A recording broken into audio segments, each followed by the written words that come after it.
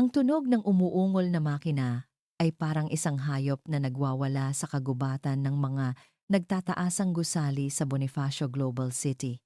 Para kay Ara Reyes, ito ang musikang nagpapabilis ng tibok ng kanyang puso hindi sa takot, kundi sa determinasyon.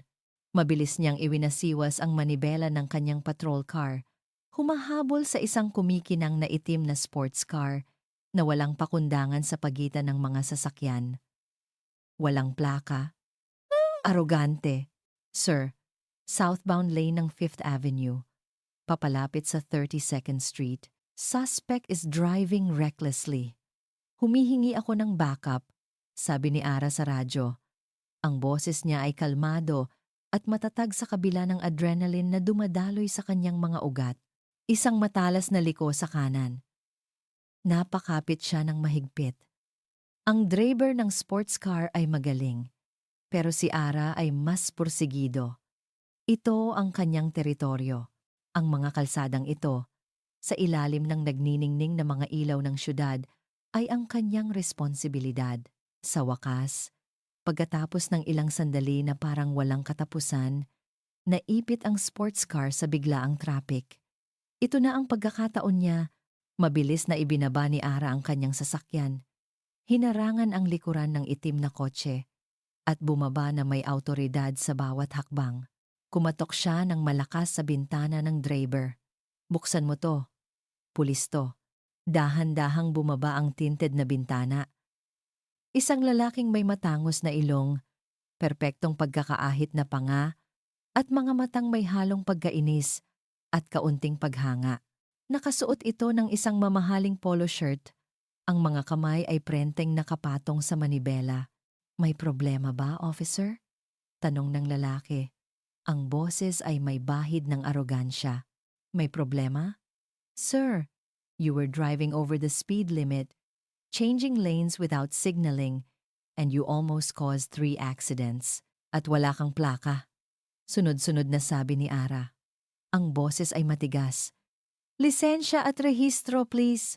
Isang maliit na ngisi ang sumilay sa labi ng lalaki. Hindi mo ba ako kilala?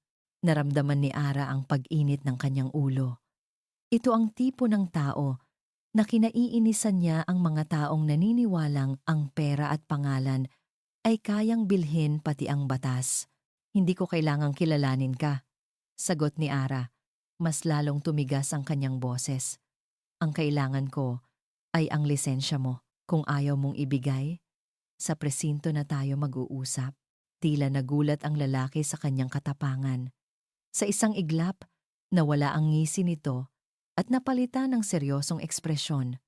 May kinuha siya sa kanyang wallet at iniabot sa kanya.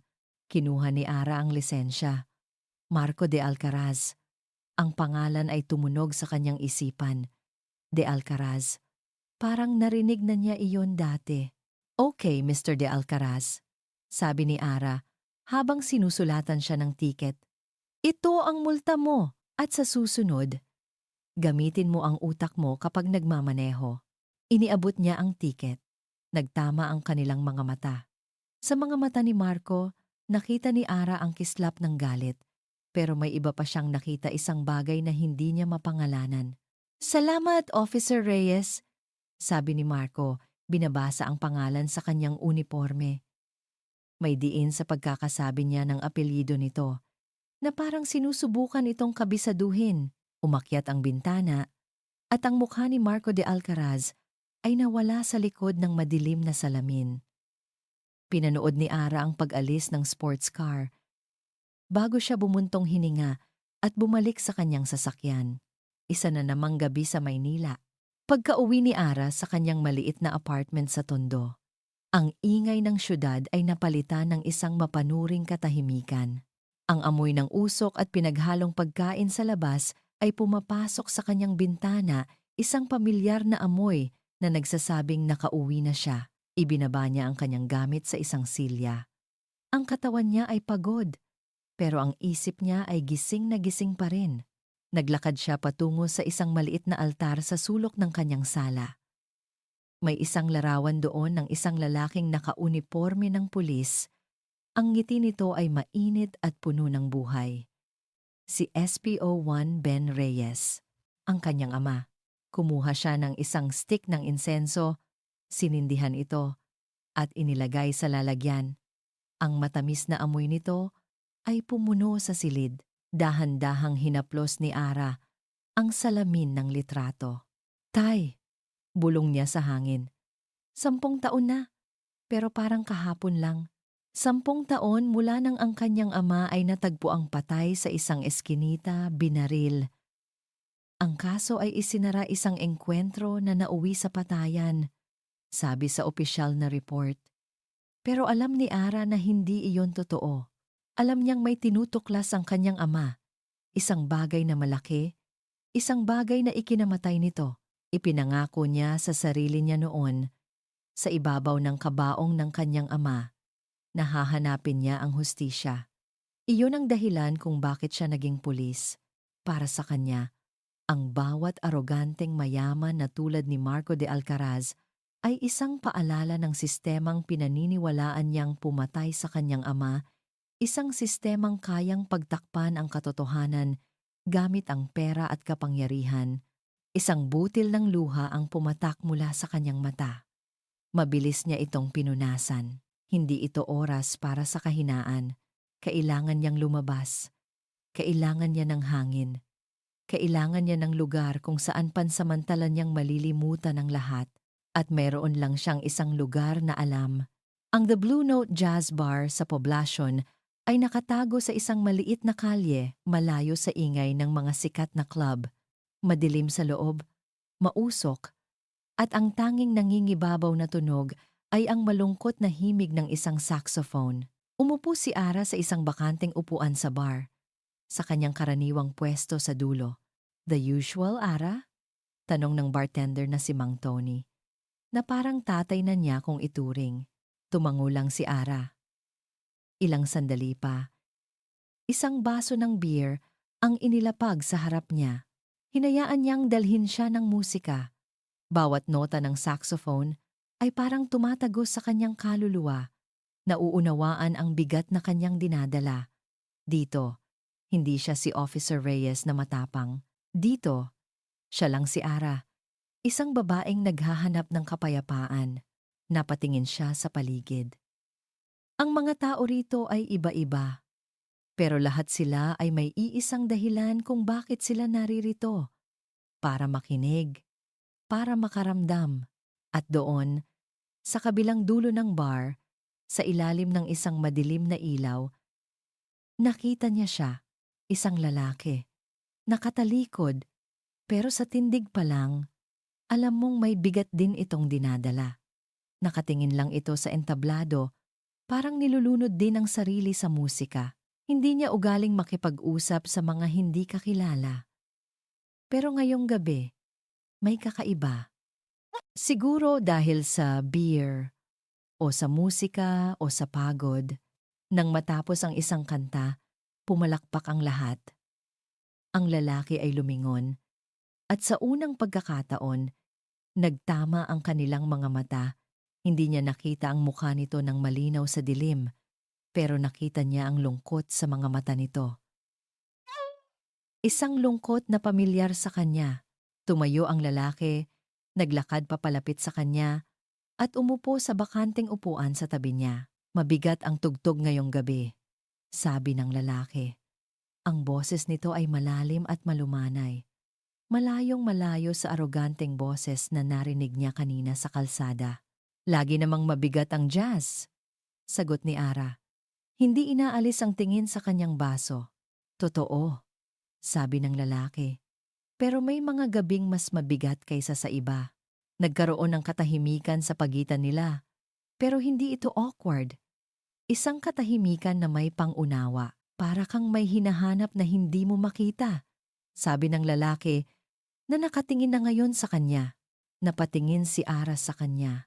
Lahat naman tayo, hindi ba? Isang maliit na ngiti ang sumilay sa labi ng lalaki. "Tama ka." Itinaas nito ang kamay para tawagin ang bartender. "Isa pang beer para sa kanya, Mang Tony." Sagot ko na. Hindi tumutol si Ara. Sa gabing iyon, Sa lugar na iyon, hindi mahalaga ang pangalan o trabaho.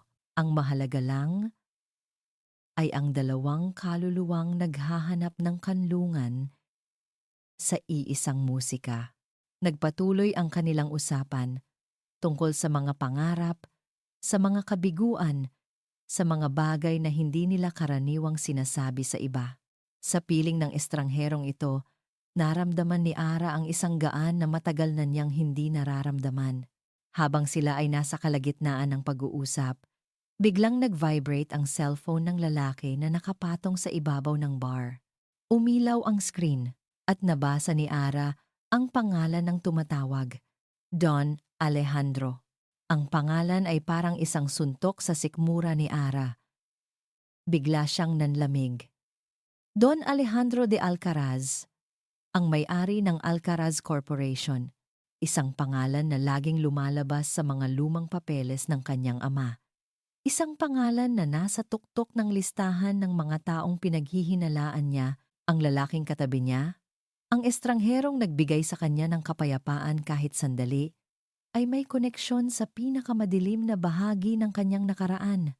Napatingin siya sa lalaki, na ngayon ay tila nag-aalangang sagutin ang tawag. Sa unang pagkakataon, sa ilalim ng malabong ilaw ng bar, nakita niya ng malinaw ang mukha nito.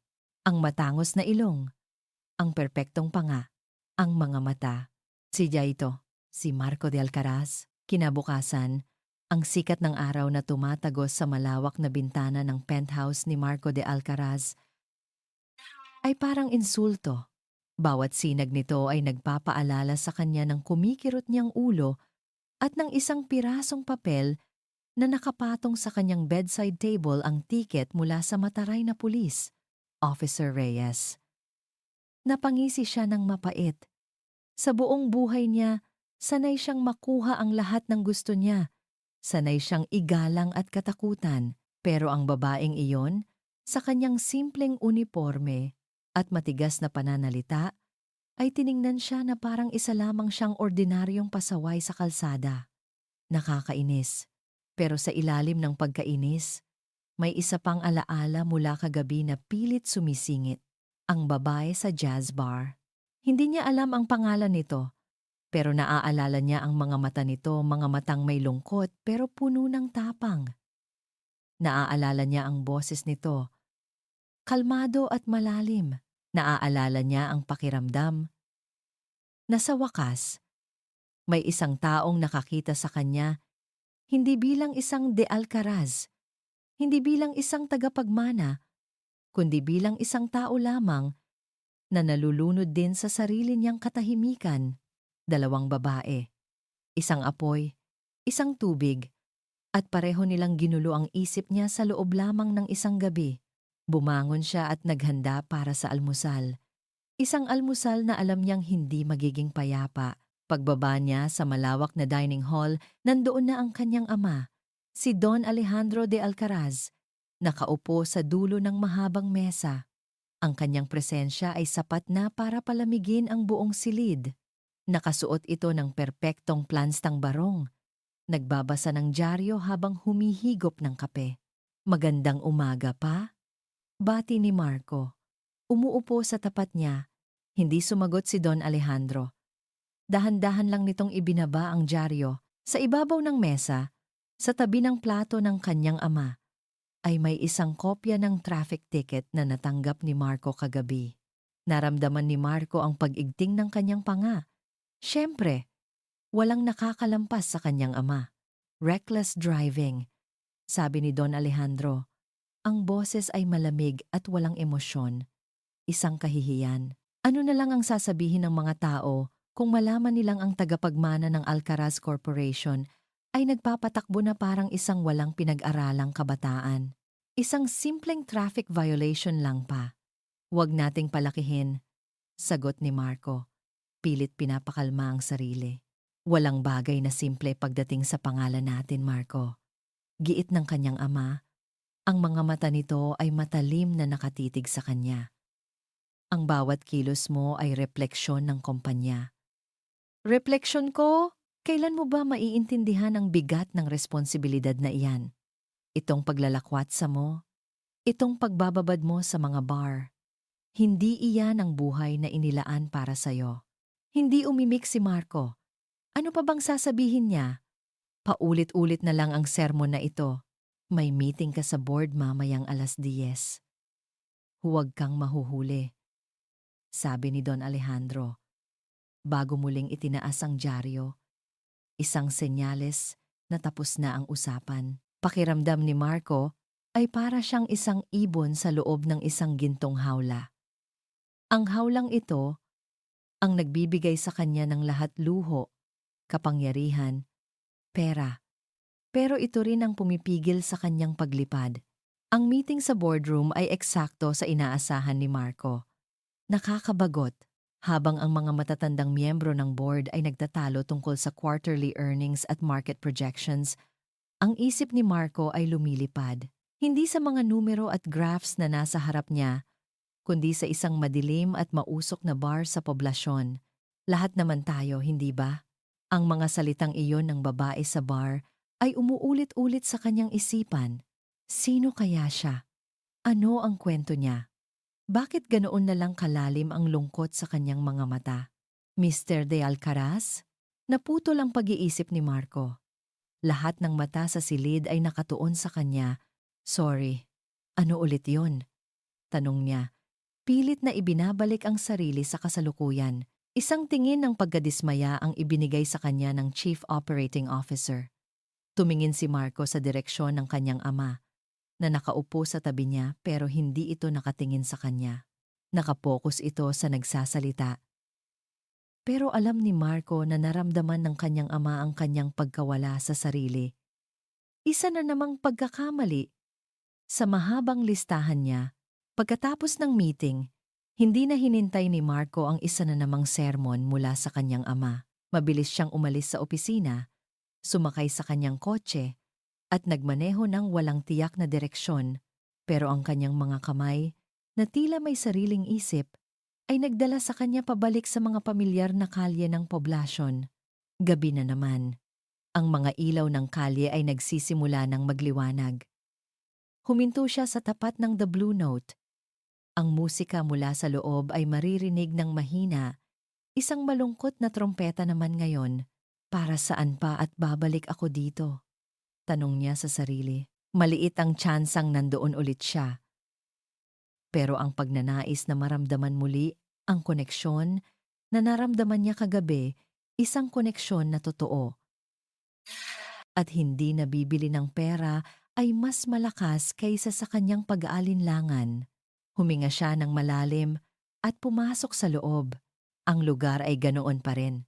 Madilim, mausok, puno ng mga kaluluwang naghahanap ng santuwaryo at nandon siya. Nakaupo sa parehong pwesto sa dulo ng bar, nakatingin sa kanyang baso na parang iyon ang pinakamahalagang bagay sa mundo.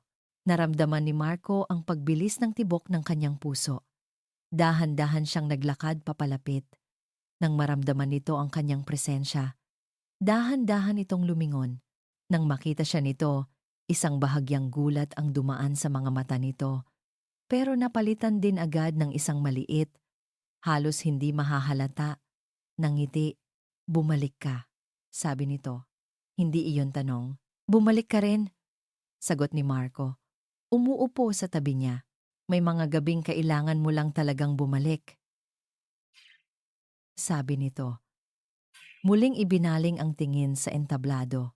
Nag-order si Marco ng maiinom at sa loob ng ilang sandali, hinayaan lang nilang muli ang musika ang magsalita para sa kanila. Pero ngayong gabi, iba na. Mayroon ng pundasyon. Mayroon ng isang shared memory na nag-uugnay sa kanila. Ano ang pangarap mo? Biglang tanong ni Marco. Hindi niya alam kung saan nanggaling ang tanong na iyon. Napatingin ito sa kanya, tila nag-iisip. Isang mundong patas, sagot nito sa mahinang boses. Kung saan ang hustisya ay hindi para sa mayayaman lang. Tumango si Marco. Isang simpleng sagot, pero ramdam niya ang bigat nito. Ikaw? Tanong nito pabalik. Napaisip si Marco. Ano nga ba ang pangarap niya? Kalayaan, sagot niya. Kalayaan na piliin kung sino ako, malayo sa anino ng pangalan ko. Tinitigan siya nito at sa pagkakataong iyon, naramdaman ni Marco na naiintindihan siya nito. Tunay na naiintindihan. Ang kanilang usapan ay lumalim. Ang oras ay lumipas na hindi nila namamalayan. Sa bawat kwento, sa bawat tawa, mas lalong nararamdaman ni Marco na ang babaeng ito ay espesyal. Nang mag-aalam na sila para umuwi, sabay silang tumayo. Sa pag-ikot nito, aksidenteng nasagi ng siko nito ang kanyang maliit na pitaka sa ibabaw ng bar. Nahulog ito sa sahig at bumukas. Mabilis na yumuko si Marco para pulutin ito. Sorry, sabi nito, nahiya. Okay lang, sabi ni Marco. Inaabot pabalik ang pitaka. Pero bago niya ito maisara, isang bagay ang pumukaw sa kanyang pansin. Isang asul na card. Isang police ID.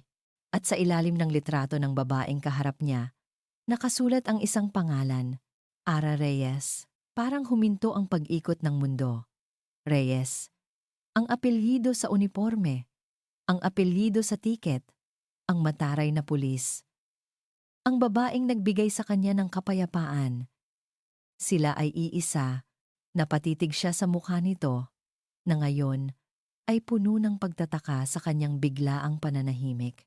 At sa sandaling iyon, isang malakas na boses ang sumigaw mula sa pintuan ng bar. Isang lalaking nakauniforme din ang tumatakbo papalapit sa kanila. Sarge Reyes. May balita tayo sa kaso Engo Alcaraz Corporation. Nabitawan ni Marco ang pitaka. Ang mga salita ay tumama sa kanya na parang isang bala. Sarge Reyes. Kaso Engo Alcaraz Corporation. Napatingin siya kay Ara, na ngayon ay nakatingin sa kanya. Ang ekspresyon ng pagkabigla at pagkaalarma ay malinaw na nakaguhit sa mukha nito. Sa wakas, nakilala na rin siya nito. Ang dalawang mundo niya ay biglang nagbanggaan sa isang marahas at hindi inaasahang paraan. At si Marco de Alcaraz ay naiwang nakatayo sa gitna ng mga nagkapira-pirasong piraso. Ang malambing na tunog ng jazz ay biglang naging isang nakabibinging ingay sa tenga ni Ara. Ang mga salita ng kanyang kasamahan, Sarge Reyes! May balita tayo sa kaso ng Alcaraz Corporation. Ay umalingaw-ngaw sa loob ng bar, isang bombang sumabog sa gitna ng katahimikang binuo niya kasama ang lalaking kaharap niya ngayon. Alcaraz Corporation. Marco de Alcaraz. Para siyang binuhusan ng nagyayelong tubig. Biglang nagkadugtong-dugtong ang lahat sa isip niya. Ang aroganteng driver ng sports car, ang pangalang pamilyar sa lisensya. Ang pangalang tumawag sa cellphone nito kagabi, Don Alejandro. At ngayon, ang lalaking ito, na sa loob ng 2 gabi, ay nagparamdam sa kanya na hindi siya nag-iisa. Iisa lang sila. Ang maskara ay nabakbak.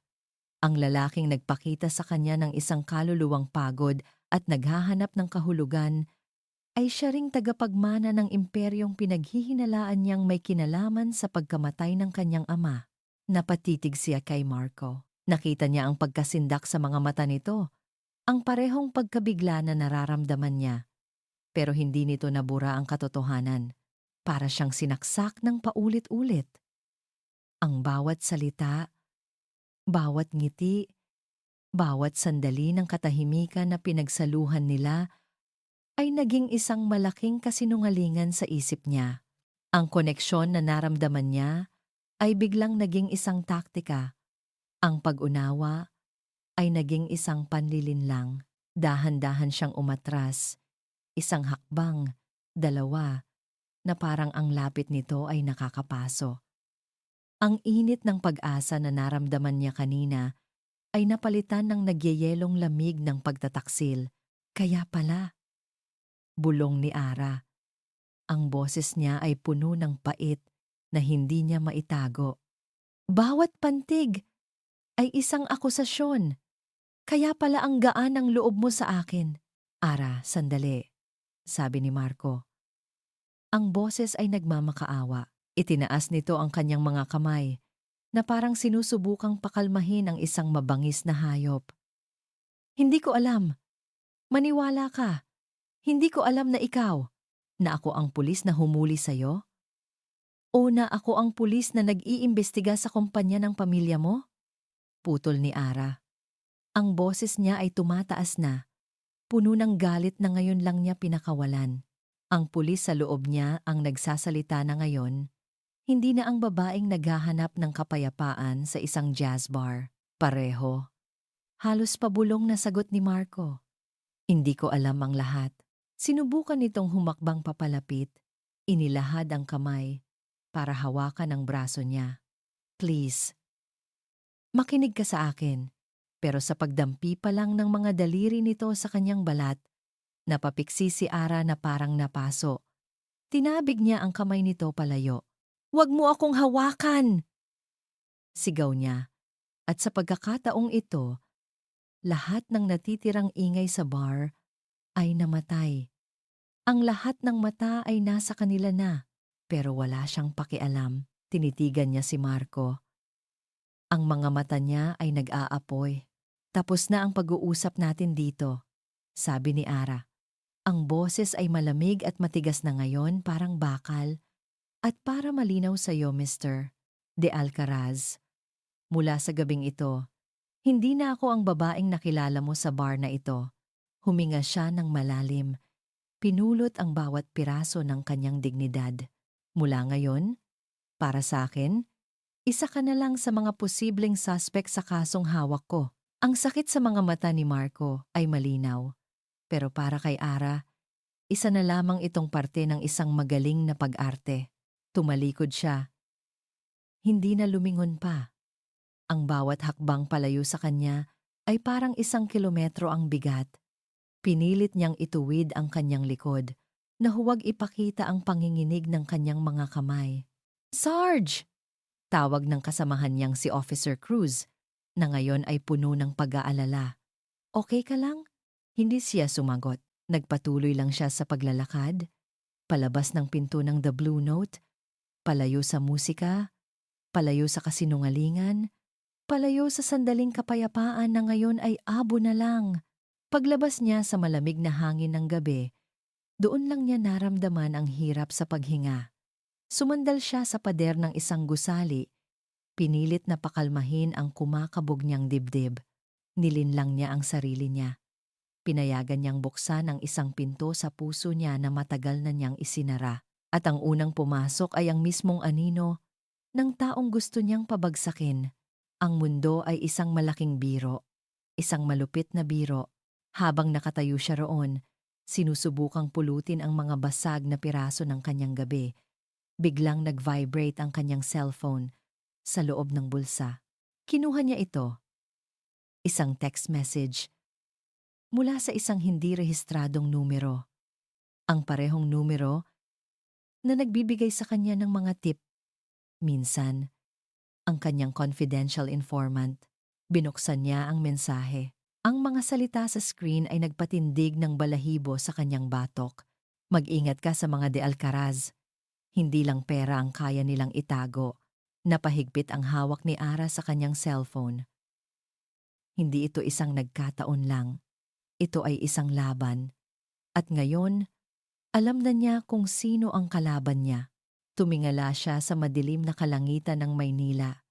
Ang lungkot na naramdaman niya kanina ay nawala na. Ang sakit ng pagtataksil ay napalitan ng isang bagay na mas matindi, mas pamilyar. Determinasyon. Wala nang lugar para sa malambot na puso. Wala nang lugar para sa jazz at mga malalalim na usapan sa dilim.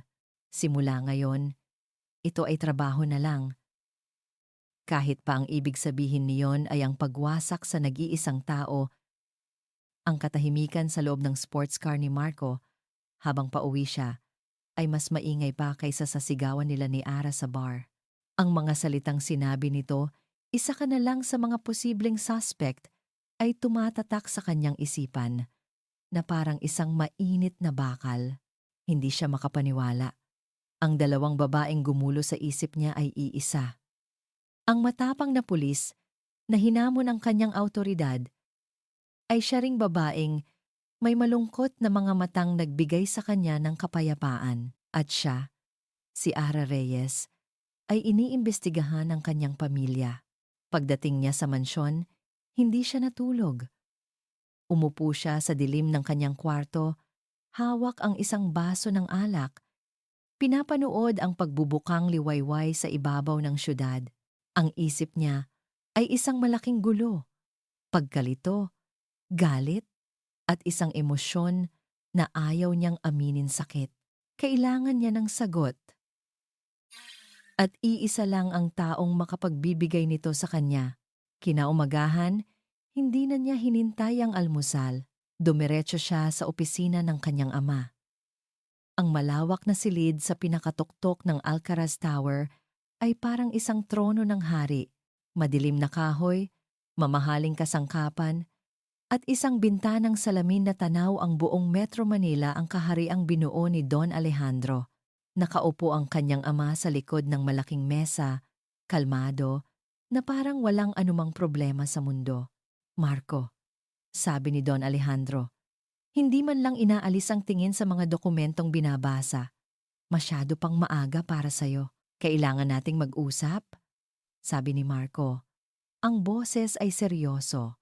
Isinara niya ang pinto sa likuran niya. Doon lang itinaas ni Don Alejandro ang kanyang tingin. Nakita nito ang determinasyon sa mukha ng kanyang anak. Dahan-dahan nitong ibinaba ang kanyang ballpen. Tungkol saan? May investigasyon ang pulis sa kumpanya. Diretsong sabi ni Marco. Anong tungkol dito? Isang bahagyang ngiti ang sumilay sa labi ng kanyang ama. Isang ngiting hindi umabot sa mga mata nito. Mga asong gustong kumahol, Marco. Ganyan talaga kapag nasa taas ka. Hindi ito basta-bastang kahol lang pa. Ang hepe ng investigasyon ay si Sergeant Ara Reyes. Sa pagbanggit ng pangalan, wala ni isang emosyon na nagbago sa mukha ni Don Alejandro. Pero napansin ni Marco ang halos hindi mahahalata na pag-igting ng mga daliri nito sa ibabaw ng mesa. At? Tanong ng kanyang ama. Nakilala ko siya. Pag-amin ni Marco. Doon, nagbago ang lahat. Ang mga mata ni Don Alejandro ay biglang naging matalas. Saan? Hindi na yun mahalaga.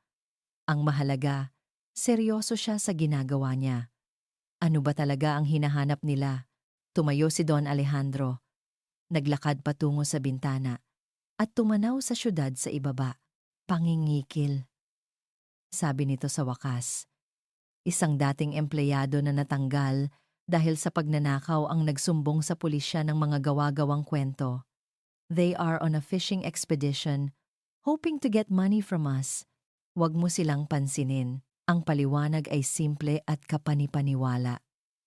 Pero sa unang pagkakataon sa buhay ni Marco, hindi niya naramdaman ang katiyakan sa mga salita ng kanyang ama. May kulang, may mali. Anak, sabi ni Don Alejandro. Lumingon ito para harapin siya.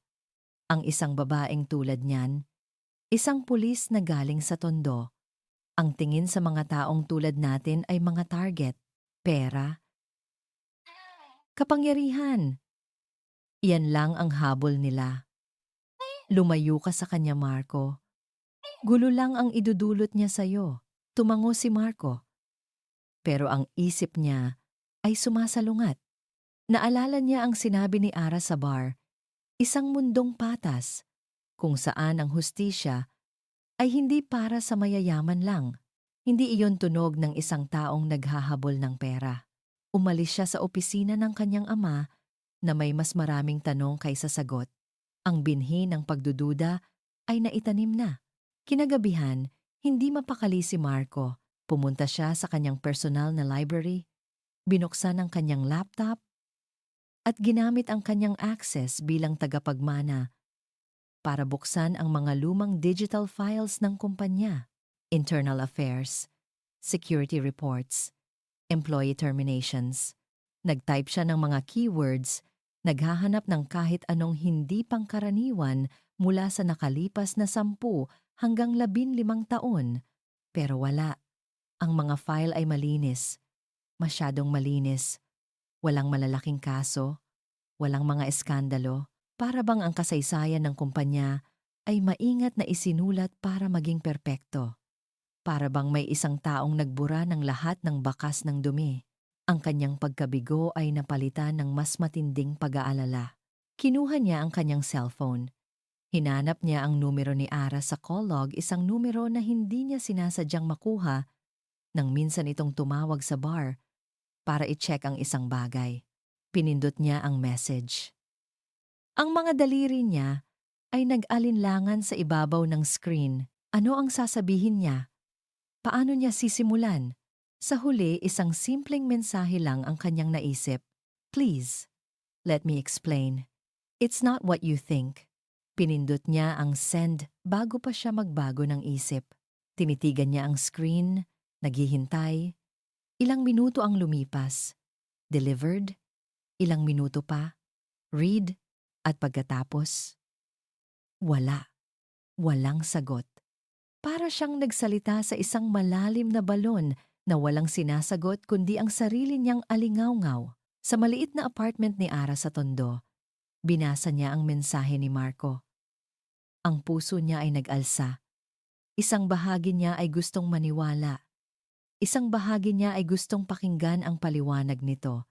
Ang bahaging iyon ay ang babaeng nakilala nito sa jazz bar. Pero ang mas malaking bahagi niya ang pulis. Ang anak ni Ben Reyes ang nanaig. It's not what you think. Talaga ba? Isang de Alcaraz na nagsasabing hindi ito tulad ng iniisip niya? Ilang beses na niyang narinig ang linyang iyan mula sa mga mayayamang suspek. Sa isang mabilis na pagpindot, binura niya ang mensahe. Binura niya ang numero. Binura niya ang anumang natitirang hibla ng kahinaan sa kanyang sistema. Naramdaman ni Marco ang pagkabigo. Ibabato na sana niya ang kanyang cellphone nang may maalala siya.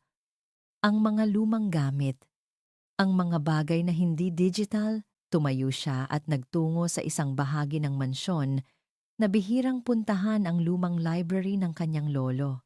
Dito nakatago ang mga hindi na ginagamit na gamit, mga kahon ng mga lumang dokumento, at mga photo album mula sa mga unang taon ng kumpanya. Nagbukas siya ng isang malaki at maalikabok na kahon na may markang company events, 1990s, 2000s. Amoy ng lumang papel ang sumalubong sa kanya. Isa-isa niyang tiningnan ang mga litrato.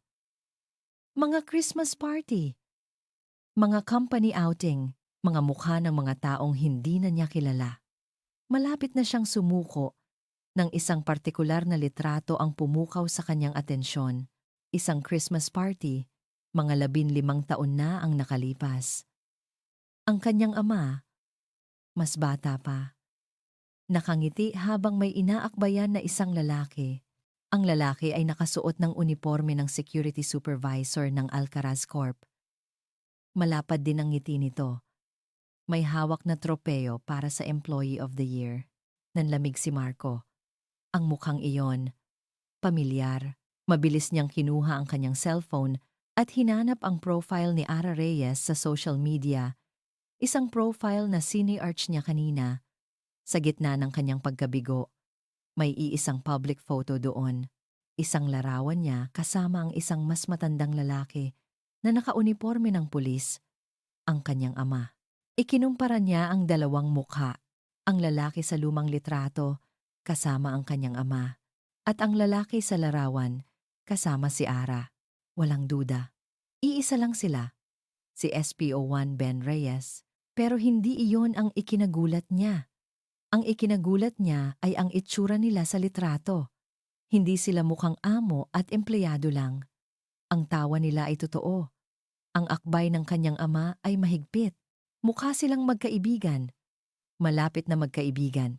Isang katotohanang ganap na sumasalungat sa sinabi ng kanyang ama na ang mga taong tulad nila Ara ay mga kaaway lang na naghahabol sa kanilang yaman. Hawak ang lumang litrato.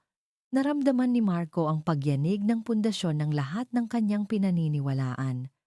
Ang kanyang ama ay nagsinungaling at hindi niya alam kung bakit, pero sigurado siyang Ang kasinungalingang ito ay simula pa lang ng isang mas madilim at mas mapanganib na katotohanan. Ang mga sumunod na araw para kay Ara ay isang malabong pagkakasunod-sunod ng trabaho, kape at kulang sa tulog.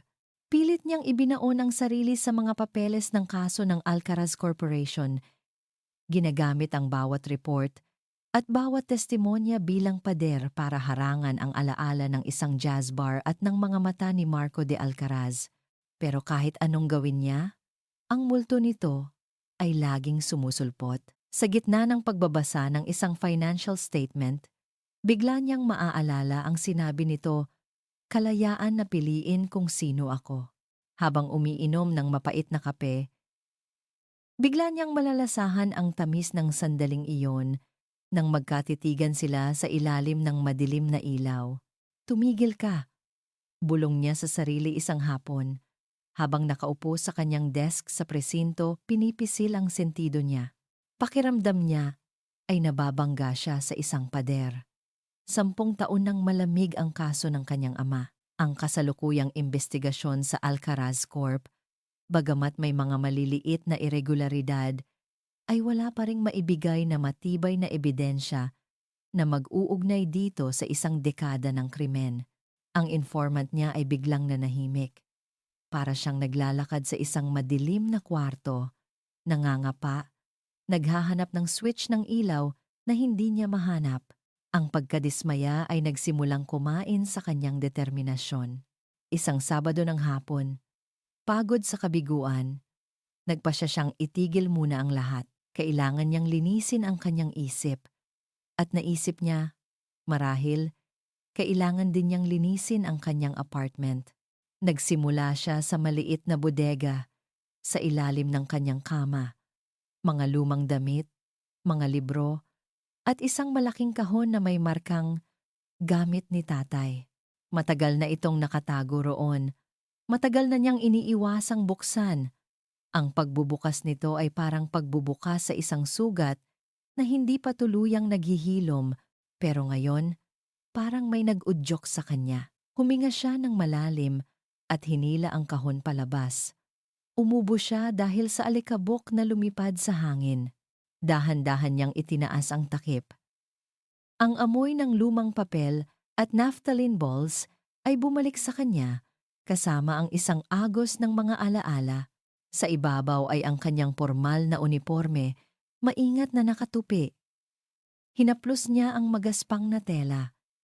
Naalala niya kung gaano ka-proud ang kanyang ama nang isuot niya ito sa unang pagkakataon. Sa ilalim nito ay ang ilang mga medalya para sa serbisyo. Isang lumang album ng mga litrato sila sa beach. Sa isang birthday party, siya noong graduation niya. Sa bawat litrato, ang ngiti ng kanyang ama ay ang pinakamaliwanag na bagay sa buong larawan. Isang pamilyar na bigat ang pumuno sa kanyang dibdib. Ang pangungulila, isa-isa niyang inilabas ang mga laman ng kahon. Hinahayaan ang bawat bagay na magkwento. Isang lumang relo na hindi na gumagana. Ang paborito nitong libro. At sa pinakailalim, sa ilalim ng lahat, may isang bagay na hindi niya inaasahan. Isang maliit na baul na gawa sa kahoy. Simple lang ito, walang disenyo, pero makinis at halatang inalagaan. Hindi ito nakakandado. Kumunot ang noo ni Ara. Naaalala niya ang baul na ito. Palagi itong nasa ibabaw ng aparador ng kanyang ama, pero hindi niya ito pinapayagang buksan. Mga gamit lang sa trabaho. Anak, palagi nitong sinasabi. Nanginginig ang mga kamay niya. Habang dahan-dahan niyang itinaas ang takip nito, hindi ito puno. Sa loob, may ilang mga lumang susi sa bahay, isang pares ng dog tags, at isang luma, nakatuping papel. Pero sa gitna, may isang bagay na kakaiba, isang susi, luma na, gawa sa tanso, at may kakaibang hugis ang dulo. Hindi ito para sa pinto ng bahay o ng sasakyan. Kinuha niya ito, malamig at mabigat sa kanyang palad. Sa tabi nito ay ang isang maliit, naninilaw na piraso ng papel na nakatupi ng maigi. Binuklat niya ito. Hindi ito isang sulat. Ito ay isang serye ng mga letra at numero na isinulat ng pamilyar na sulat kamay ng kanyang ama. A 15, 8, 4, and P21. Iyong lang. Napatingin siya sa sulat. Tapos, sa susi. Paulit-ulit. Ano ito? Isang code? Isang biro? Pero hindi pala tawa ang kanyang ama pagdating sa mga seryosong bagay. Alam niyang may kahulugan ito. Isang kahulugang sadyang itinago ng kanyang ama. Tumayo siya. Dinala ang susi at ang papel sa kanyang mesa. Kumuha siya ng ballpen at isang malinis na papel at sinubukang intindihin ang code. A. 15. Ang A ba ay para sa Alcaraz? Ang 15 ba ay 15th floor o 15th Street? Cachtere, kalsada, kwarto, pevinsyong, pinto, papelis. Walang nabubuo, walang saysay. Pero habang tinititigan niya ang sulat kamay ng kanyang ama, isang bagong enerhiya ang dumaloy sa kanyang katawan. Ang pagod at pagkadismaya na naramdaman niya kanina ay napalitan ng isang bagong apoy. Ito na iyon. Ito ang huling mensahe. Ito ang tinapay na iniwan ng kanyang ama sa daan para sundan niya. Ang pader na binabangga niya ay biglang nagkaroon ng siwang. Hindi na ito tungkol sa Alcaraz Corporation lamang. Hindi na ito tungkol kay Marco de Alcaraz. Ito ay naging personal muli. Sa pagitan niya at ng kanyang ama. Isang huling misyon na iniwan nito para sa kanya. Hawak ang susi sa isang kamay at ang misteryosong code sa isa pa, isang bagong pag-asa ang sumibol sa kanyang puso. Sa unang pagkakataon sa loob ng maraming araw, naramdaman niyang malapit na siya sa katotohanan. Sa gitna ng kanyang malalim na pag-iisip, biglang tumunog ang kanyang cellphone. Isang nakakagulat na ingay sa katahimikan ng kanyang apartment. Kinuha niya ito. Unknown number. Nag-alinlangan siya, pero dahil sa trabaho niya, sanay siyang sumagot ng mga ganitong tawag. Hello? Sabi niya. Walang sumagot sa kabilang linya. Tanging isang mahinang static na tunog. Hello? Sino to? Ulit niya. Medyo nainis. At pagkatapos, isang boses ang nagsalita. Isang boses na halatang binago ng computer. Malamig, walang emosyon, at nakakakilabot. Itigil mo na ang paghahalungkat mo. Kung ayaw mong matulad sa tatay mo, bawat salita ay parang isang piraso ng yelo na tumusok sa kanyang tainga. Ang dugo sa kanyang mga ugat ay parang biglang nanigas. Ang pag-asa na naramdaman niya kanina ay biglang nabalot ng yelo ng takot. Click. Nawala ang tawag. Naiwan si Ara na nakatayo sa gitna ng kanyang sala. Ang cellphone ay nakadikit pa rin sa kanyang tainga. Ang katahimikan na bumalik ay mas nakakatakot kaysa sa banta mismo. Alam na nila. Alam nilang may natuklasan siya. At natatakot sila. Ang takot na gumapang sa kanyang sistema ay mabilis na napalitan ng isang bagay na mas matatag. Galit. Hindi na ito isang investigasyon lamang. Isa na itong digmaan at kakatanggap niya lang ng isang direktang deklarasyon mula sa kalaban. Ang lumang litrato ay parang isang multo sa screen ng cellphone ni Marco. Paulit-ulit niyang tinitingnan ito. Pinapalaki ang mga mukha, ang kanyang ama at si Ben Reyes. Magkaibigan, ang kasinungalingan ng kanyang ama ay parang lason na unti-unting kumakalat sa kanyang sistema. Pinapatay ang bawat hibla ng tiwala na mayroon siya. Kung nagsinungaling ito tungkol sa relasyon niya sa ama ni Ara, ano pa ang kaya nitong itago? Isang malamig na kaba ang gumapang sa kanyang dibdib. Hindi na ito tungkol sa isang investigasyon lang. Hindi na ito tungkol sa pag-aaway nila ni Ara. Nasa panganib si Ara. Kung anuman ang tinatago ng kanyang ama, ito ay isang bagay na sapat na para magsinungaling ito sa sarili niyang anak At kung malaman nitong ang anak ng dati nitong kaibigan ang nag-uungkat sa nakaraan, alam ni Marco na hindi magiging maganda ang kahihinatnan. Kailangan niyang makausap si Ara. Kailangan niyang bigyan siya ng babala. Sinubukan niyang tawagan ang numero nito mula sa kanyang call history. Diretso sa voicemail. Malamang ay blinak na siya nito. Nag-text siya. Walang reply. Hindi siya mapakali. Nagpabalik-balik siya sa kanyang kwarto. Kailangan niyang gumawa ng paraan. Kinabukasan, ginawa niya ang isang bagay na hindi niya karaniwang ginagawa. Nagmaneho siya papunta sa presinto kung saan nakatalaga si Ara. Ang lugar ay magulo at maingay, malayong malayo sa malinis at tahimik na mundo ng Alcaraz Tower. Nagpark siya sa kabilang kalye at naghintay. Pakiramdam niya ay isa siyang kriminal. Nagtatago sa anino, nagmamasid. Ilang oras ang lumipas. Nang malapit ng sumuko si Marco, nakita niya ito. Lumabas si Ara sa pinto ng presinto, may kausap na ibang pulis.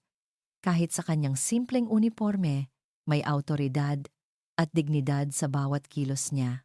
Nang matapos ang usapan nila, nagsimula itong maglakad mag-isa papunta sa isang paradahan. Ito na ang pagkakataon niya. Mabilis siyang bumaba ng kotse at tinawid ang kalye. Ara! Lumingon si Ara. Nang makita siya nito, ang mukha nito ay agad na naging malamig at matigas. Ang lahat ng bakas ng babae mula sa jazz bar ay ganap na nawala. Anong ginagawa mo dito, De Alcaraz? Tanong nito. Ang boses ay propesyonal at walang emosyon. Kailangan nating mag-usap, sabi ni Marco.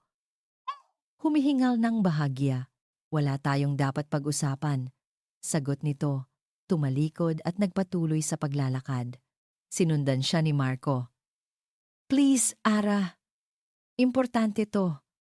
Tungkol sa tatay mo. Sa pagbanggit ng kanyang ama, huminto si Ara sa paglalakad. Pero hindi ito lumingon. Kung mayroon kang impormasyon, dumaan ka sa tamang proseso. Magbigay ka ng opisyal na salaysay. Hindi pwede. Hindi mo naiintindihan. Giit ni Marco, ang boses ay puno ng pagkadismaya. Nang makita niyang malapit na silang makarating sa mataong bahagi ng kalye, alam niyang mauubusan na siya ng oras. Sa isang iglap, hinawakan niya ang braso ni Ara at marahan pero madiin siyang hinila papasok sa isang makitid na eskinita sa pagitan ng dalawang gusali. Ano ba? Sigaw ni Ara. Pilit na kumakawala. Bitawan mo ako kung ayaw mong arestuhin kita. Makinig ka muna.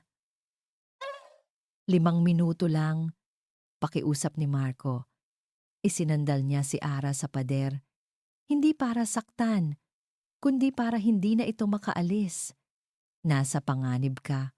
Tinitigan siya ni Ara. Ang mga mata nito ay nag-aapoy sa galit. Pero may bahid ng pag-aalinlangan. May nakita ako, sabi ni Marco. Inilabas niya ang kanyang cellphone at ipinakita ang litrato. Ang tatay mo at ang tatay ko.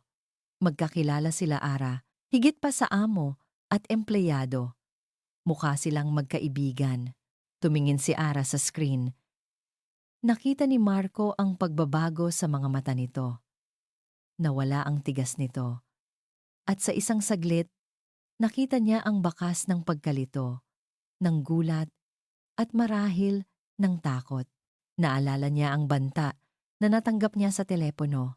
Nagsinungaling sa akin ang tatay ko, patuloy ni Marco. Ang boses ay mas mahina na ngayon, mas personal. Hindi ko alam kung ano ang tinatago niya. Pero kung ano man yon, sapat na para magsinungaling siya tungkol dito. At natatakot ako para sa'yo. Hindi umimik si Ara. Nakatitig lang ito sa litrato. Ang isip ay halatang naglalakbay. Nakita ni Marco ang kanyang kahinaan. Sa ilalim ng matigas na uniforme, nandoon pa rin ang babaeng naghahanap ng hustisya para sa kanyang ama. Ang tensyon sa pagitan nila ay halos nahihipo. Ang galit, ang pagdududa, ang biglaang pag-aalala, at sa sandaling iyon, na parang sinadya ng tadhana, Bumuhos ang malakas na ulan, biglaan, at walang babala. Ang mga patak ay lumalagapak sa yero ng mga bubong at sa semento ng eskinita. Sa isang iglap, basang-basa na sila. Nagulat sila pareho.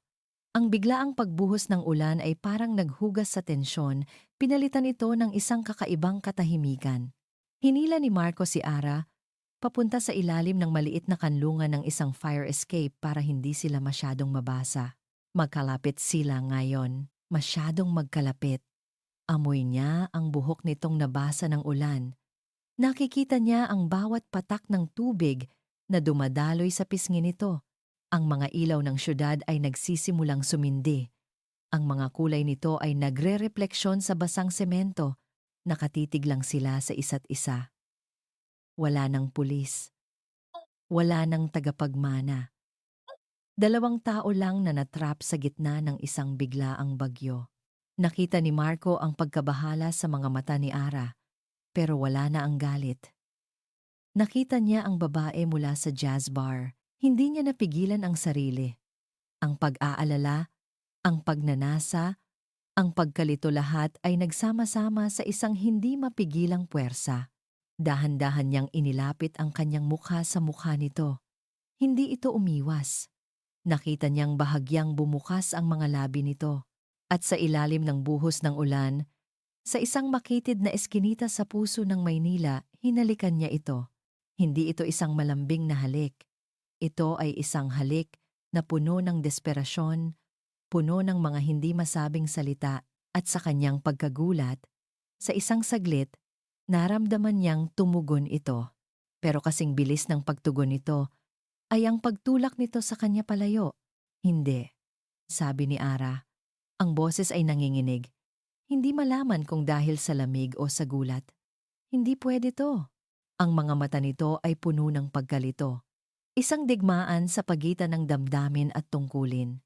Bago pa makapagsalita si Marco, tumalikod na si Ara at tumakbo. Mabilis siyang nawala sa dilim at sa lakas ng ulan, iniwan si Marco na nakatayo roon, basang-basa. Ang labi ay may bakas pa rin ng lasa ng ulan at ng kanyang mga labi. Naiwan siyang mag-isa, ang puso ay kumakabog ng malakas. Mas nalilito kaysa dati. Alam niya, sa sandaling iyon, na ang simpleng investigasyon ay naging isang bagay na mas malalim at mas komplikado. At alam niyang pareho na silang hindi na makakaatras pa. Ang pagtakbo palayo kay Marco sa gitna ng ulan ay parang pagtakbo palayo sa sarili niyang damdamin. Pagdating sa apartment, nanginginig siyang sumandal sa pinto. Basang-basa, ang puso ay kumakarera hindi dahil sa pagod, kundi dahil sa pagkalito. Ang halik na iyon. Hindi niya dapat hinayaan. Hindi niya dapat tinugon, kahit sa isang saglit.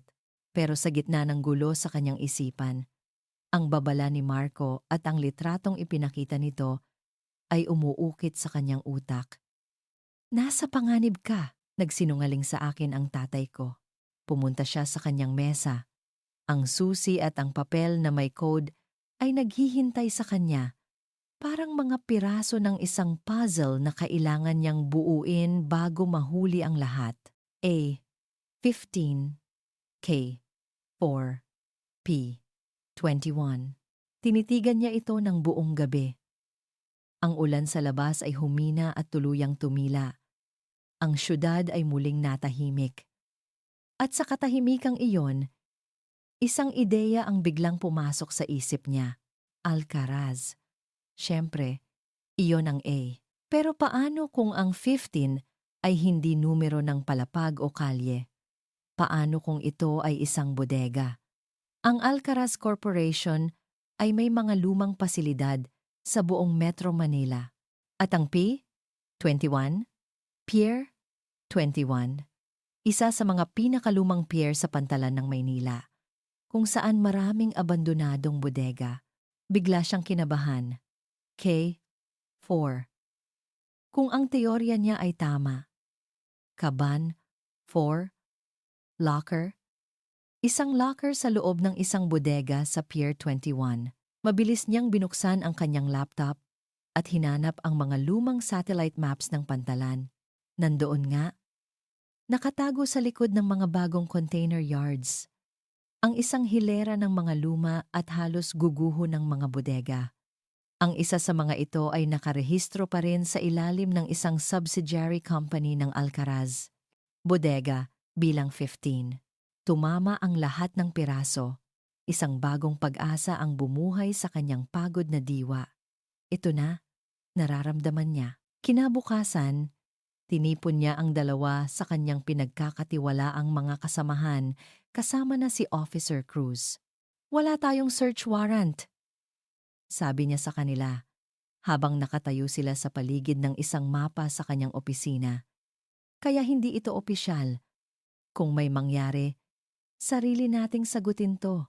Pero ang kutob ko, kung mayroon mang itinatagong ebidensya, nandoon yon. Kailan tayo papasok, Sarge? Tanong ni Cruz. Ang mga mata ay nagpapakita ng tiwala. Ngayong gabi, sagot ni Ara, kapag madilim na at walang masyadong tao. Kailangan nating maging mabilis at maingat. Ang plano ay simple.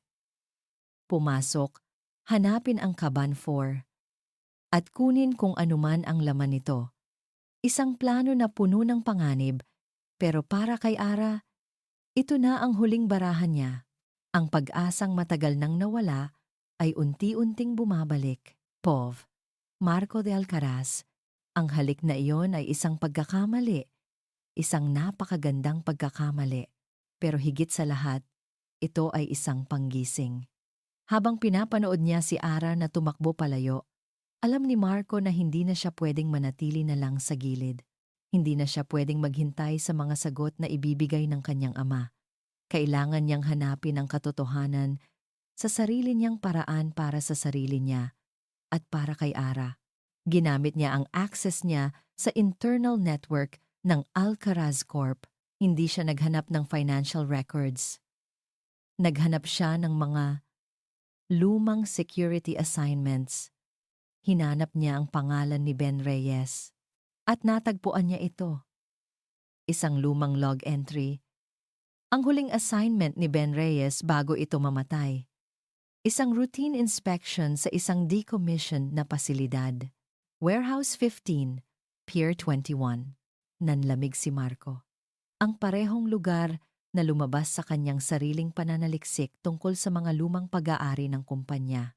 Isang masamang kutob ang biglang dumagan sa kanya. Kung anuman ang nangyari 10 taon na ang nakalipas, nagsimula ito roon. At kung mayroon mang naiwang bakas, nandoon din iyon. Kailangan niyang mauna. Hindi para sirain ang ebidensya, kundi para malaman kung gaano kalaki ang apoy na kakaharapin nilang dalawa. Kailangan niyang malaman kung ang sarili niyang ama ba ang halimaw na hinahanap ni Ara. Hindi na siya nag-aksaya ng panahon. Kinagabihan, habang ang buong syudad ay abala sa sarili nitong buhay, nagmaneho si Marco papunta sa madilim at halos abandonadong bahagi ng pantalan. Ang hangin ay amoy kalawang at maalat na tubig. Ang tanging ilaw ay mula sa buwan at sa mga malalayong ilaw ng barko. Ang Bodega 15 ay isang dambuhalang anino sa dilim. Ginamit niya ang isang lumang master key na nakuha niya mula sa main office para buksan ang kinakalawang na trangka. Ang tunog nito ay nakabibingi sa katahimikan. Sa loob, ang amoy ng alikabok at pagkabulok ang sumalubong sa kanya. Binuksan niya ang flashlight ng kanyang cellphone. Ang sinag nito ay nagpakita ng mga hilera ng mga lumang estante, mga kahon na nababalutan ng sapot ng gagamba at mga kagamitang matagal nang kinalimutan ng panahon. Naglakad siya ng dahan-dahan. Ang tunog ng kanyang mga yabag ay umaalingaw-ngaw. Sa isang sulok, sa ilalim ng isang sirang bintana, nakita niya ang hinahanap niya, isang hilera ng mga luma at kinakalawang na metal locker ng mga security personnel. Binilang niya. 1, 2, 3, 4, kabang 4. Nakapadlock ito. Isang luma pero matibay na padlock. Sinubukan niyang sirain ito pero hindi niya kaya. Sa tabi ng mga locker ay may isang maliit at abandonadong security post. Pinasok niya ito. Sa isang maalikabok na board, may mga nakasabit na susi. Karamihan ay wala ng label. Pero sa isang kawit, may isang susi na may kupas na tag. Nakasulat sa tinta na halos hindi na mabasa. K. 4. Spare. Naramdaman ni Marco ang pagbilis ng kanyang pulso. Kinuha niya ang susi. Bumalik sa locker at nanginginig na ipinasok ito sa padlock. Isang maliit na click ang tumunog. Huminga siya ng malalim at dahan-dahang binuksan ang pinto ng locker. Sa loob, halos wala ng laman. Isang lumang jacket, isang walang lamang thermos, at sa ilalim, isang bagay na hindi dapat nandoon. Isang manipis, itim na logbook. Kinuha ito ni Marco. Ang mga kamay niya ay nanginginig. Binuklat niya ito sa unang pahina, ang sulat kamay ni Ben Reyes. Habang binabasa niya ang mga pahina, ang dugo sa kanyang mukha ay unti-unting nawala. Hindi ito ordinaryong logbook. Ito ay isang talaan. Talaan ng mga petsa, mga pangalan ng barko, mga container number, at mga kargamento na idineklarang agricultural equipment o construction materials. Pero sa tabi ng bawat entry, may mga nota si Ben Reyes. Mga code ng mga armas, mga pangalan ng mga kilalang arms dealer. At sa ilang mga pahina, may isang paulit-ulit na pirma na nagpapatibay sa mga shipment. Ang pirma ang kanyang ama, si Don Alejandro de Alcaraz. Naroon ang lahat. Ang buong operasyon ng pagpupuslit ng armas, maingat na itinala ng isang taong nagsimulang magduda. Naramdaman ni Marco na parang guguho ang sahig na kinatatayuan niya. Ang kanyang ama, ang kanyang pamilya, ang lahat ng yaman at kapangyarihan na kinalakihan niya ay itinayo sa pundasyon ng mga baril, karahasan at dugo. At si Ben Reyes, ang kaibigan ng kanyang ama, nalaman nito ang lahat at pagkatapos ay namatay ito. Isang nakakasukang pakiramdam ang umakyat sa lalamunan ni Marco. Napasandal siya sa malamig na metal ng mga locker. Ang kanyang mga tuhod ay biglang nanghina. Ang itim na logbook sa kanyang mga kamay ay parang singbigat ng isang kabaong. Ito ang katotohanan, isang katotohanang mas madilim at mas brutal kaysa sa kaya niyang isipin. Ang lalaking humubog sa kanya, ang lalaking tinitingala niya, kahit sa gitna ng kanilang mga hindi pagkakasundo, ay isang halimaw. At si Ara, ang babaeng nagsimula ng magpatibok muli sa kanyang halos manhid ng puso. Ang hinahanap nitong hustisya ay hahantong sa pagwasak ng buong pagkatao niya. Nakatayo siya roon, sa gitna ng maalikabok na katahimikan, nalulunod sa bigat ng isang imposibleng pagpili. Kung itatago niya ito, magiging kasabwat siya sa krimen na pumatay sa ama ni Ara. Kung ibubunyag niya ito, wawasakin niya ang sarili niyang ama at ang lahat ng pinakaiingatan ng kanilang pamilya. Nawala ang lahat. Sa isang iglap, nawala ang kanyang pagkakakilanlan, ang kanyang hinaharap, at ang anumang pag-asa na maaaring mayroon sila ni Ara. Bang! Isang malakas na kalabog ang yumanig sa buong bodega. Ang kinakalawang na pinto sa kabilang dulo ay sapilitang bumukas. Agad na napatayo ng tuwid si Marco. Ang puso niya ay biglang kumabog ng sobrang bilis dahil sa takot. Mabilis na pumasok ang mga anino. Ang kanilang mga anyo ay hindi makilala sa dilim, pero ang mga sinag ng kanilang flashlight ay parang mga matatalim na patalim na humihiwa sa kadiliman naghahanap. At ang mga sinag na iyon ay lahat tumutok sa kanya. Nasilaw siya. Itinaas niya ang isang kamay para takpan ang kanyang mga mata. Hawak pa rin ng kabilang kamay niya ang logbook. Pulis, huwag kang gagalaw. Ang boses na iyon, kahit na matigas at puno ng awtoridad, kilalang kilala niya. Nang masanay ang kanyang mga mata sa liwanag, nakita niya si Ara sa gitna ng grupo. nakatutok ang baril sa kanya. Ang mukha nito ay determinado, pero ang mga mata nito, nakita niya ang isang kislap ng pag-asa roon. Ang pag-asang sa wakas ay natagpuan na niya ang kanyang hinahanap. Ngunit ang pag-asang iyon ay agad na namatay nang makita nito kung ano ang hawak niya. Ang itim na logbook. Nakita ni Marco ang pagbabago sa mukha ni Ara. Ang determinasyon ay naging pagkabigla. Ang pagkabigla ay naging pagkalito. At ang pagkalito ay naging isang malalim, masakit na pagkaunawa. Isang maling pagkaunawa. Ang mukha nito ay gumuho. Ang bawat bakas ng lambot na nakita niya sa eskinita, sa ilalim ng ulan, ay nawala. Ang nakikita niya na lang ngayon ay ang napunit na tiwala at ang hubad na sakit ng isang taong muling pinagtaksilan. Kaya pala inunahan mo ako, sabi ni Ara. Ang boses nito ay nanginginig, isang halo ng galit at panginginig sa sakit.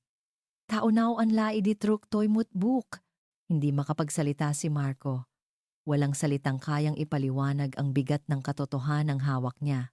Tinitigan siya ni Ara, ang mga mata nito ay nagsisimula ng mamasa, hindi dahil sa lungkot, kundi dahil sa matinding galit para sirain ang ebidensya. Ang mga salita ni Ara ay parang mga punyal na tumusok sa puso ni Marco, mas masakit pa kaysa sa baril na nakatutok sa kanya. Para sirain ang ebidensya. Sa paningin niya, isa siyang de Alcaraz, isang sinungaling, isang kriminal, katulad ng kanyang ama. At sa sandaling iyon, sa gitna ng alikabok at dilim ng bodega, naunawaan ni Marco kung bakit ganoon ang tingin nito sa kanya. Paano nga ba ito maniniwala sa kanya? Ang buong buhay nito ay ginugol sa paglaban sa mga taong tulad niya. Isang matinding sakit ang gumuhit sa kanyang dibdib.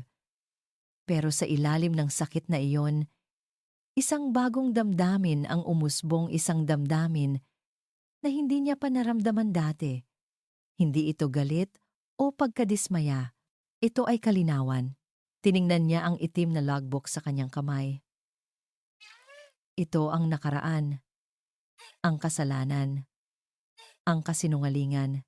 Pagkatapos ay tiningnan niya si Ara. Nakita niya ang determinasyon sa mga mata nito, ang apoy na unang humanga sa kanya. Ito ang hinaharap, ang katotohanan, ang hustisya. Alam na niya ang kailangan niyang gawin. Ang pagpili ay malinaw, masakit, pero malinaw. Hindi siya nagsalita. Alam niyang walang salita ang kayang ayusin ang sira na. Ang tanging paraan ay sa gawa. Dahan-dahan. Itinaas niya ang kanyang dalawang kamay. Ang isa ay may hawak pa rin sa logbook. Naging alerto ang mga kasama ni Ara. Humigpit ang hawak sa kanilang mga baril. Sarge? Tanong ni Officer Cruz, handang kumilos, pero hindi gumalaw si Ara. Naguguluhan, pinapanood nito ang bawat kilos ni Marco. Dahan-dahang humakbang si Marco papalapit. Bawat hakbang ay isang pagtalikod sa kanyang dating buhay. Isang hakbang palayo sa pangalang De Alcaraz. Isang hakbang papalapit sa lalaking gusto niyang maging ang lalaking karapat-dapat sa tiwala ng babaeng nasa harap niya. Tumigil siya ilang talampakan mula kay Ara. Sapat na lapit para makita niya ang pagtulo ng isang taksil na luha mula sa mata nito. Dahan-dahan, iniunat niya ang kamay na may hawak sa logbook. Kunin mo, sabi ni Marco. Ang boses niya ay kalmado at puno ng isang bigat na hindi pa naririnig ni Ara mula sa kanya. Napatingin si Ara sa logbook. Tapos sa mga mata ni Marco, ang pagdududa ay malinaw na nakaguhit sa mukha nito. Gawin mo ang tama, dagdag ni Marco. At ang mga salitang iyon ay hindi lang para kay Ara. Para rin iyon sa kanya. Isang pangako, isang panata. Nanginginig na iniabot ni Ara ang kanyang kamay at kinuha ang logbook. Ang kanilang mga daliri ay nagdampi sa isang saglit, isang kislap ng kuryente sa gitna ng malamig na tensyon. Nang mahawakan na ni Ara ang ebidensya, tumalikod si Marco. Hindi na niya ito tiningnan pa. Naglakad siya papalabas ng bodega, Nilagpasan ang mga pulis na naguguluhan at lumabas sa madilim na gabi. Walang sino mang pumigil sa kanya. Ang pagmamaneho pa uwi ay isang panaginip. Ang mga ilaw ng syudad ay dumadaan na parang mga makukulay na guhit lang. Ang mansyon na dati niyang tinatawag na tahanan ay naghihintay sa kanya, isang dambuhalang monumento ng mga kasalanan ng kanyang ama. Pagpasok niya, ang katahimikan ay nakabibingi. Dumiretso siya sa opisina ng kanyang ama. Nandoon ito, nakaupo sa kanyang silya, nagbabasa, na parang isang ordinaryong gabi lang. Nang makita siya nito, ngumiti ito. Marco, nag-enjoy ka ba sa iyong gabi? Hindi ngumiti si Marco pabalik. Nahanap ko. Sabi lang niya. Nawala ang ngiti sa mukha ni Don Alejandro. Dahan-dahan nitong ibinaba ang librong binabasa. Ang alin? Ang logbook ni Ben Reyes. Sa Bodega Petnaist, ang katahimikan na sumunod ay mas mabigat kaysa sa anumang sigaw. Nakita ni Marco ang pagbabago sa mukha ng kanyang ama. Ang kalmadong maskara ay unti-unting nababakbak. Inilalabas ang isang bagay na mas madilim sa ilalim. Isang sentimental na basura. Sabi ni Don Alejandro, pilit na pinapanatili ang kanyang composure. Mga gawa-gawang kwento ng isang taong may galit sa kumpanya. Huwag na tayong maglokohan pa, sabi ni Marco. Ang boses niya ay pagod na pero matatag. Nakita ko ang pirma mo. Tumayo si Don Alejandro. Naglakad ito palapit sa kanya. Ang anino nito ay lumalaki sa dingding. Lahat ng ginawa ko para sa'yo. Ang boses ng kanyang ama ay biglang tumaas, puno ng isang nakakatakot na intensidad. Para sa pamilyang ito. Ang imperyong ito, Marco, ay para sa'yo. Hindi mo naiintindihan ang mga sakripisyong kinailangan kong gawin para maprotektahan ka. Sakripisyo? Hindi makapaniwalang tanong ni Marco. Pinatay mo ang kaibigan mo pa. Isang mabuting tao. Isang ama. At tinawag mo itong sakripisyo? Sinampal siya ni Don Alejandro. Isang malakas, malutong na sampal na yumanig sa buong pagkatao ni Marco. Pero hindi siya gumanti. Tinitigan niya lang ang kanyang ama. Ang mga mata niya ay puno ng awa at pagkadismaya. Mahal kita pa, sabi ni Marco. Ang mga salita ay parang bubog sa kanyang lalamunan. Pero hindi ko kayang maging katulad mo. Ito ang huling paglaya. Ang huling pagputol sa kadenang nag-uugnay sa kanya sa anino ng kanyang ama. Sa sandaling iyon, sa gitna ng sakit at pagtataksil, naramdaman ni Marco ang isang kakaibang kalayaan. At sa sandaling iyon, mula sa labas, narinig nila ang papalapit na tunog. Ang tunog ng mga sirena. Nagatinginan silang ang kanyang ama. Alam na nila, ilang sandali pa, bumukas ang pinto at pumasok si Ara, kasama ang ilang unipormadong pulis. Hindi siya nakatingin kay Marco. Ang mga mata niya ay nakapokus lamang kay Don Alejandro. Don Alejandro de Alcaraz. Sabi ni Ara. Ang boses niya ay matatag at formal. Inaaresto ka namin para sa pagpatay kay SPO1 Ben Reyes at sa maraming bilang ng arms smuggling. Hindi pumalag si Don Alejandro. Tumingin lang ito kay Marco habang pinupusasan ng mga pulis ang kanyang mga kamay. Ang mga mata nito ay hindi na nagpapakita ng galit ng isang ama, kundi ang malamig na pagkamuhi ng isang traidor. Habang dinadala siya palabas, huminto ito sa tapat ni Marco. Pinili mo siya. Bulong nito, ang boses ay puno ng lason. Wala ka nang babalikan. Pinanood ni Marco ang pag-alis ng kanyang ama, ang paglaho ng haligi ng kanyang buhay. Naiwan siyang nakatayo mag-isa sa gitna ng malawak at tahimik na opisina. Wala na siyang pamilya, wala na siyang yaman, wala na siyang pangalan, nawala ang lahat. Pero sa kauna-unahang pagkakataon sa kanyang buhay, naramdaman niyang tunay siyang malaya. Ang pag-aresto kay Don Alejandro de Alcaraz ay sumabog na parang isang bomba sa buong bansa. Naging laman ito ng bawat dyaryo, bawat newscast, Bawat usapan sa social media, ang pangalan ng Alcaraz, na dati simbolo ng kapangyarihan at yaman, ay naging simbolo ng krimen at pagtataksil. At sa gitna ng lahat ng ito, naroon ang pangalan ni Sergeant Ara Reyes. Para sa marami, siya ay isang bayani, isang David na nagpabagsak sa isang Goliath, isang simbolo ng pag-asa na ang hustisya ay posible pa rin sa isang sistemang bulok. Pero para sa iba, siya ay isang oportunista. Isang babaeng ginamit ang anak ng kanyang kalaban para umangat sa pwesto. Si Ara ay biglang naging isang public figure.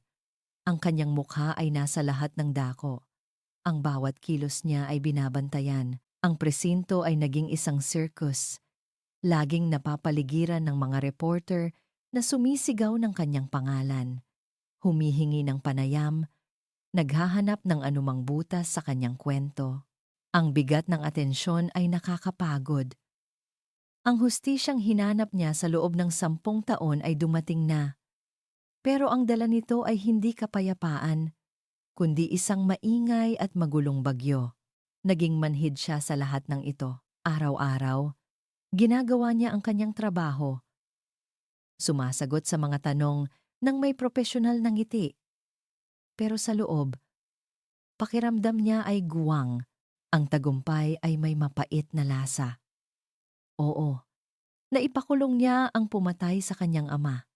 Pero sa proseso, nawasak niya ang buhay ng isang taong mahalaga sa kanya. Hindi niya maalis sa isip niya si Marco. Ang itsura nito sa bodega nang ibigay sa kanya ang logbook.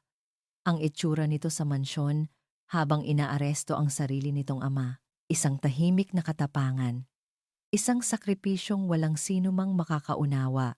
Wala na siyang narinig mula rito, mula noong gabing iyon.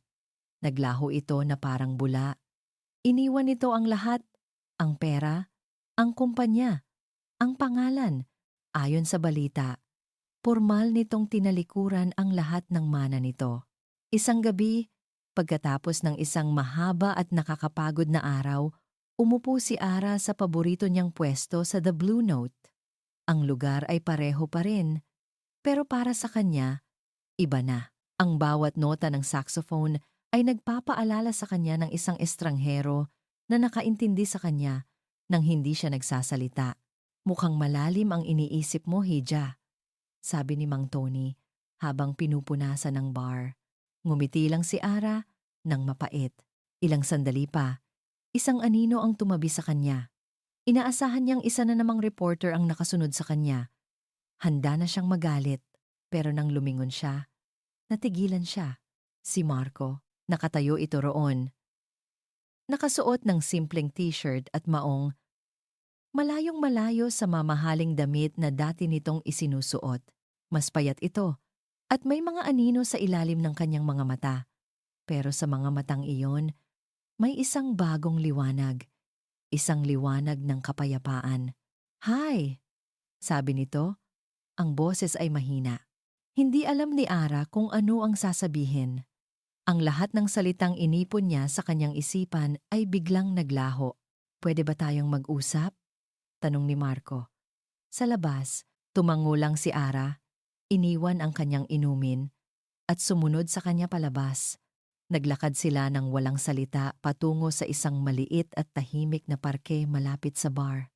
Umupo sila sa isang bakanteng bench. Ang tanging ingay ay ang huni ng mga kuliglig at ang malayong ugong ng trapiko. "Kumusta ka?" basag ni Marco sa katahimikan. "Okay lang," sagot ni Ara. "Pagod." "Ikaf?" "Okay lang din," sabi ni Marco. "Masaya?" Nagulat si Ara sa salitang iyon. "Masaya?" Tumingin si Marco sa kanya. At sa unang pagkakataon, nakita ni Ara ang isang tunay na ngiti mula rito. Hindi arogante, hindi mapait. Isang ngiting totoo. "Sa unang pagkakataon sa buhay ko, ako lang si Marco," sabi nito. Hindi ang anak ni Don Alejandro. Hindi ang tagapagmana. Ako lang. At malaya ako. Nagkaroon ng isa na namang katahimikan. Pero hindi na ito puno ng tensyon. Puno ito ng mga hindi masabing damdamin. Marco, I'm sorry. Biglang sabi ni Ara. Ang mga salita ay kusa na lang lumabas sa lahat ng nangyari. Sa ginawa ko sa pamilya mo. Wag. Putol ni Marco. Umiling ito. Ginawa mo lang ang tama, Ara. Ang dapat gawin. At kung hindi dahil sa'yo, marahil ay habang buhay na akong mabubuhay sa isang kasinungalingan. Tumingin ito sa kanya. Ang mga mata nito ay seryoso. Walang dapat ihingi ng tawad. Tumango si Ara. Pero naramdaman niya ang pag-init ng kanyang mga mata. Salamat, Marco, sabi niya sa nanginginig na boses. Sa ginawa mo, sa pagpili sa tama. Hindi sumagot si Marco. Sa halip, dahan-dahan niyang inabot ang kamay ni Ara. Ang kanyang palad ay magaspang. Hindi na tulad ng malambot na kamay ng isang CEO. Kamay ito ng isang taong nagsisimulang magtrabaho para sa sarili. Hindi umiwas si Ara. Hinayaan niyang hawakan nito ang kanyang kamay. Ang init nito ay parang isang kumot sa kanyang nanlalamig na kaluluwa. Nakamit mo na ang hustisya para sa tatay mo, sabi ni Marco. Ang bagyo ay tapos na. Tumingin si Ara sa kanilang magkahawak na kamay. Oo, pero hindi ko alam kung ano ang susunod. Sa loob ng 10 taon, iisa lang ang layunin niya. Ngayong natapos na iyon, pakiramdam niya ay nawalan siya ng direksyon. Para siyang isang barkong nawalan ng bituin na sinusundan. Ngayong tapos na ang lahat, anong susunod para sa'yo? Tanong ni Marco, na parang nabasa ang kanyang isipan. Tumingala si Ara sa madilim na kalangitan. Sa unang pagkakataon sa napakatagal na panahon, hindi niya alam ang sagot. At sa unang pagkakataon, naramdaman niyang okay lang na hindi niya alam. Dahil sa tabi niya, may isang taong nakaintindi. Isang taong, tulad niya, ay nagsisimula pa lang muling buuin ang sarili. Ang proseso ng paghilom ay nagsimula na. 1 taon. 1 taon na ang lumipas. Mula nang gumuho ang mundo ni Marco de Alcaraz at 1 taon na rin mula nang magsimula siyang buuin ito muli. Piraso bawat piraso. Ngayon, ang tunog na gumigising sa kanya tuwing umaga ay hindi na ang nakakabinging katahimikan ng isang malawak na mansyon, kundi ang banayad na alon ng dagat at ang amoy ng kape mula sa bintana ng kanilang maliit na bahay na bato. Tanaw niya ang asul na dagat ng San Juan, Batangas.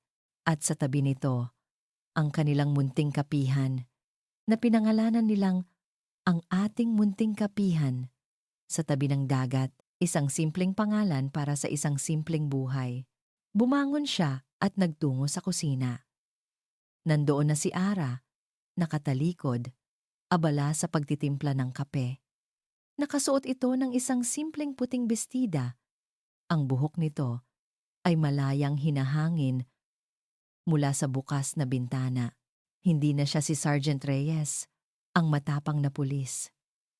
Pagkatapos ng kaso, nagpa siya itong iwan ng serbisyo. Ang laban niya ay tapos na, sabi nito. Panahon na para hanapin ang kapayapaan. Good morning, bulong ni Marco. Niyakap ito mula sa likuran at inamoy ang bango ng buhok nito na amoy dagat at shampoo. Good morning, sagot ni Ara. Lumingon ito at binigyan siya ng isang mabilis na halik. Ang ngiti nito ay ang araw na nagpapaliwanag sa umaga ni Marco. Kape? Always ngiti ni Marco pabalik. Magkasabay silang naglakad papunta sa kapihan. Isang maliit na kubo na gawa sa kawayan at nipa na may ilang mga mesa at upuan na nakakalat sa buhanginan. Sila mismo ang nagtayo nito, gamit ang kaunting pera na naipon ni Ara at ang natitirang personal na savings ni Marco na hindi kinuha ng gobyerno. Ang kanilang mga umaga ay abala. Mga turista na humihinto para sa kape, mga lokal na mangingisda na nagpapalipas ng oras. Si Ara ang gumagawa ng pinakamasarap na kape, habang si Marco naman ang bahala sa pag-aasikaso sa mga customer at sa pagkukumpuni ng mga nasisirang upuan. Isang hapon, habang nagpupunas si Marco ng mesa, Isang pamilya ang pumasok. Napatingin sa kanya ang ina ng pamilya. Nanlaki ang mga mata nito sa pagkilala. Ikaw si, di ba ikaw si? Hindi maituloy ng babae ang sasabihin. Ngumiti lang si Marco. Ako po si Marco. Nag-alinlangan ang babae. Pagkatapos ay ngumiti pabalik. Isang ngiting may pag-unawa at respeto. Salamat. Marco, nasanay na sila sa mga ganitong pagkakataon. Ang kwento nila ay naging isang modernong alamat. Pero dito sa maliit na bayan na ito, hindi sila eskandalo. Sila ay isang paalala na posible ang magsimulang muli. POV. Habang pinapanood ni Ara si Marco na nakikipag-usap sa mga customer, isang pamilyar na init ang pumuno sa kanyang puso. Ang lalaking dati simbolo ng lahat ng kanyang kinaiinisan ay naging simbolo ng lahat ng kanyang hinahangaan. Katatagan, kababaang loob, at isang tapang na handang talikuran ang lahat para sa tama. Ang paghilom ay hindi naging madali. May mga gabing pareho silang binabangungot ng nakaraan. May mga araw na ang bigat ng kanilang pinagdaanan ay tila gustong hilahin sila pabalik. Pero lagi nilang hinahanap ang isa't isa. Sa isang yakap, sa isang tahimik na pag-upo sa tabi ng dagat, sa isang tasa ng kape. Unti-unti, ang mga sugat ay nagsimulang maghilom. Ang pait ay napalitan ng pasasalamat. Ang galit ay napalitan ng pagpapatawad. Nalaman din nila na ang ina ni Marco, si Doña Isabela, ay nagsimulang magsalita. Sa tulong ng therapy, unti-unti nitong hinarap ang mga multo ng kanyang nakaraan at nagsimulang makipagtulungan sa mga awtoridad na mas lalong nagpatibay sa kaso laban kay Don Alejandro. Isang beses, nakatanggap si Marco ng isang sulat. Mula rito isang sulat ng pagsisisi, paghingi ng tawad, at pag-asa na balang araw ay mapapatawad siya ng sarili niyang anak. Malayo pa ang lalakbayin, pero iyon ay isang simula. Nang matapos ang araw, pagkatapos isara ang kapihan, naupo silang dalawa sa buhanginan pinapanood ang paglubog ng araw. Ang kalangitan ay nag-aapoy sa kulay kahel at lila, isang perpektong pagtatapos sa isang ordinaryong araw. Masaya ako, bulong ni Ara. Isinandal ang kanyang ulo sa balikat ni Marco. Ang mga salitang dati mahirap niyang bitawan ay natural na lang na lumalabas ngayon. Masaya ako dahil sa'yo, sagot ni Marco. Hinawakan ang kamay niya at pinisil ito ng mahigpit. Tumingin sila sa papalubog na araw. Isang simbolo, ang pagtatapos ng isang madilim na kabanata. Ang pangako ng isang bagong umaga. Hindi nila alam kung ano ang dala ng bukas. Ang mga anino ng nakaraan ay maaaring hindi tuluyang maglaho. Ang pangalang De Alcaraz at Reyes ay maaaring laging magkakaugnay sa isang trahedya. Pero dito, sa kanilang munting kapihan sa tabi ng dagat, hindi iyon mahalaga. Ang mahalaga ay magkasama sila. Dalawang taong sinira ng nakaraan, pero pinili na bumangon at bumuo ng isang bagong hinaharap. Hindi mula sa abo ng isang imperyo, kundi mula sa buhangin, sa alat ng dagat, at sa init ng pag-ibig na mas matibay pa sa anumang bakal. Ang hustisya ay natagpuan, ang kapayapaan ay nakamit, at ang kanilang kwento, sa wakas, ay nagsisimula pa lang. At dito nagtatapos ang kwento ni Ara at Marco. Maraming salamat, mahal naming tagapakinig, sa iyong pagsubaybay at pagsama sa amin sa isang paglalakbay na puno ng pag-ibig, sakit at pag-asa. Habang isinusulat ko ang bawat kabanata, naramdaman ko ang bawat tibok ng puso ni Ara at Marco. Naramdaman ko ang kanilang galit, ang kanilang kilig, ang kanilang pagkalito, at higit sa lahat, ang kanilang walang hanggang pag-asa na sa kabila ng pinakamadilim na nakaraan, may liwanag pa ring naghihintay. Ang kanilang kwento ay isang paalala na ang tunay na pag-ibig ay hindi tungkol sa paghahanap ng isang perpektong tao, kundi tungkol sa tapang na harapin ang mga di-perpektong katotohanan ng magkasama. Ito ay tungkol sa pagpapatawad hindi lang sa iba, kundi pati na rin sa ating mga sarili. Ito ay tungkol sa pagpili sa tama, kahit na ang kapalit nito ay ang lahat ng bagay na mayroon tayo. Naway ang kwento ni Naara at Marco ay mag-iwan sa inyo ng isang aral na ang bawat paglubog ng araw, gaano man ito kadilim, ay laging may pangako ng isang bagong umaga. Muli, mula sa kaibuturan ng aking puso, maraming salamat. Ano ang pinakapaborito ninyong bahagi ng kanilang kwento? Ibahagi ninyo sa amin ang inyong mga saloobin sa comment section. Hanggang sa muli nating pagkikita sa susunod na kwento.